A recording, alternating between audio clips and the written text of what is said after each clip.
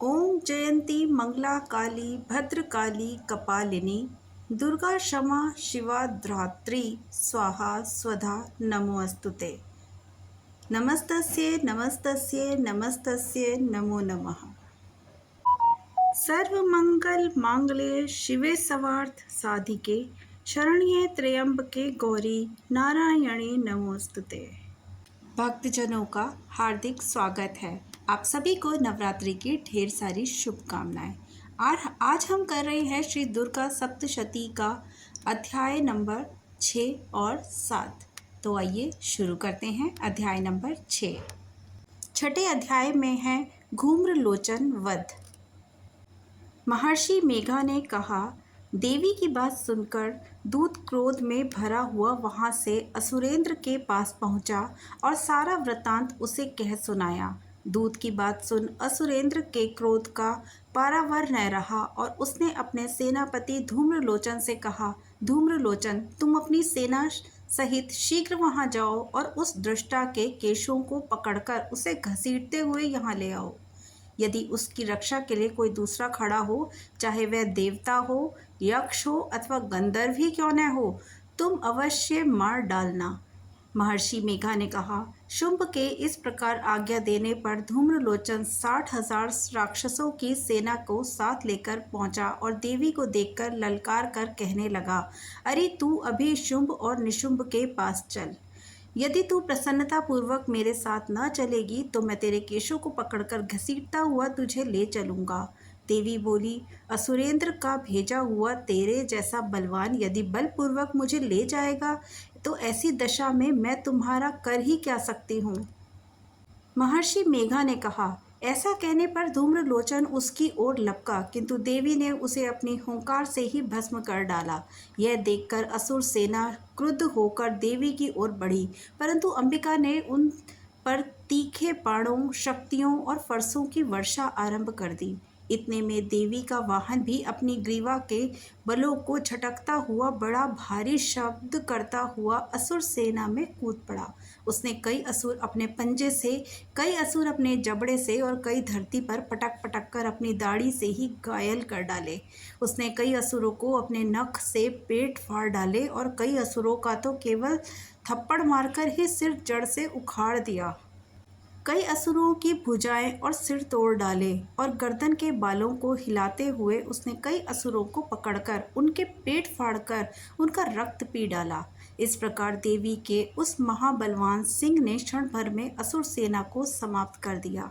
शुंभ ने जब यह सेना सुना कि देवी ने धूम्रलोचन असुर को मार डाला और उसके सिंह ने भारी सेना का संहार कर डाला है, तब उसको बड़ा क्रोध आया।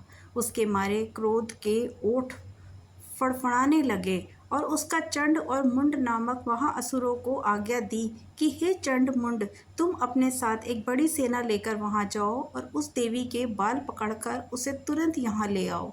यदि उसको यहाँ लाने में किसी भी प्रकार का संदेह हो तो उसकी सेना सहित उससे लड़ते हुए उसको मार डालो और जब वह दृष्टा और उसका सिंह दोनों मर जाएं, तब भी उसको बांधकर यहाँ ले आना।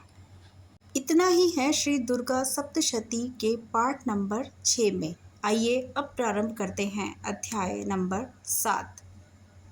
अध्याय 7 है चंड और मुंड का वध। महर्षि मेघा ने कहा, दैत्यराज की आज्ञा पाकर चंड और मुंड चतुर्गिनी सेना को लेकर हथियार उठाए हुए देवी से लड़ने के लिए चल दिए।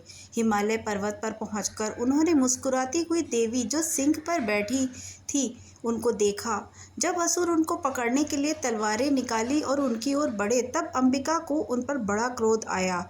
मारे क्रोध के उनका मुख काला पड़ गया, उनकी भ्रुकुटियां चढ़ गई और उनके ललाट में से अत्यंत भयंकर और अत्यंत विस्तृत मुखवली लाल और काली प्रकट हुई, जो कि अपने हाथों में तलवार और पाश लिए हुए थी। वह विचित्र खड्ग धारण किए हुए थी तथा चीते की चर्म की साड़ी और नरमुंडों की माला पहन रखी थी। उसका मांस सूखा हुआ था और शरीर केवल हड्डियों का ढांचा था, जो भयंकर शब्द से ही दिशाओं को पूर्ण कर रही थी। वह असुर सेना पर टूट पड़ी और दैत्यों का भक्षण करने लगी। वे पाशर राक्षसों, अंकुशधारी महावतों, हाथियों और सवार योद्धाओं और घंटा रहित हाथियों को एक हाथ से पकड़ पकड़ कर अपने मुख में डाल रही थी, और इसी प्रकार वह घोड़ों, रथों, सारथियों व रथों पर बैठे हुए सैनिकों को मुंह में डालकर भयानक रूप से चबा रही थी। किसी के केश पकड़कर, किसी के पैरों से दबाकर और किसी दैत्य को छाती से मसलकर मार रही थी।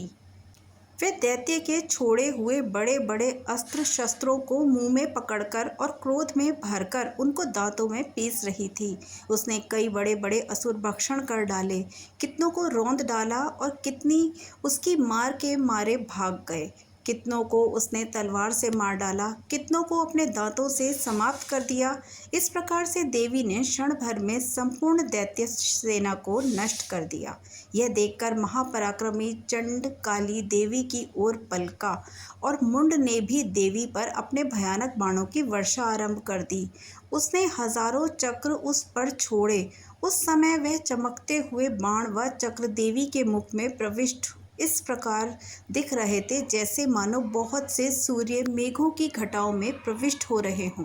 इसके पश्चात भयंकर शब्द के साथ काली ने अत्यंत जोश में भयंकर विकट अट्टहास किया। उसका भयंकर मुख देखा नहीं जाता था।